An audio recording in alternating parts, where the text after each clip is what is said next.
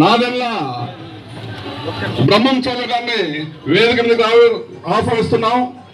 బాగా గుర్తు, పెద్ద అమౌంట్ ఇచ్చారు కానీ ఎలక్షన్ బాబాను కూడా కొంత డబ్బులు ఇచ్చారు. శ్రీకాకుళం నుండి చిత్తూరు వరకు అందరూ డబ్బులు పంపించారు.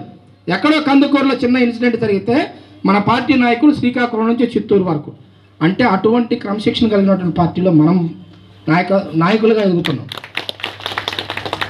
అక్కడ ఆల్రెడీ బెట్టింగ్లో చనిపోయినటువంటి కార్యకర్త సంవత్సరం క్రితం చనిపోయాడు.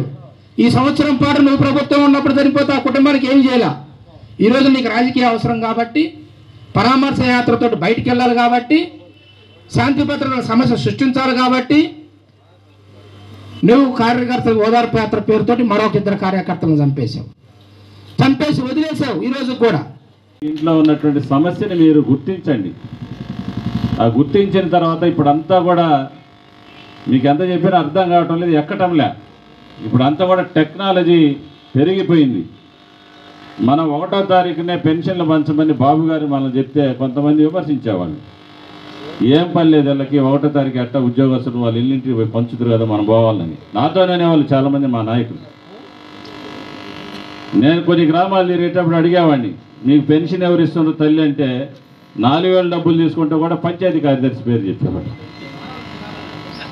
మీకు పంచాయతీ కార్యదర్శి కదమ్మ ఇచ్చేది, గౌరవ ముఖ్యమంత్రి గారు శ్రీ నారా చంద్రబాబు నాయుడు గారు ఎన్డీఏ కూటమి ప్రభుత్వం 3,000 నుంచి 4,000 రూపాయలు పెంచి మీకు డబ్బులు ఇస్తుంది తల్లి అని చెప్పాం. ఇవన్నీ కూడా మీరెటు చెప్పట్లేదు ప్రభుత్వ అధికారులని. ఆల్రెడీ ఆ పెన్షన్ తీసుకునేటప్పుడు తమ్ము పెట్టినప్పుడు అదే చెప్తోంది. మీ కుటుంబ అవసరాల కోసం, మీకు ప్రతిపక్షంలో మేము ఇచ్చిన మాట కోసం 3,000 నుంచి 1,000 రూపాయలు పెంచి 4,000 రూపాయలు మీ ఇంటికే మీ ప్రభుత్వ అధికారి వచ్చి డబ్బులు ఇస్తున్నాడని చెప్పేసి గౌరవ చంద్రబాబు నాయుడు గారు ఈ డబ్బులు పంపిస్తున్నాడు.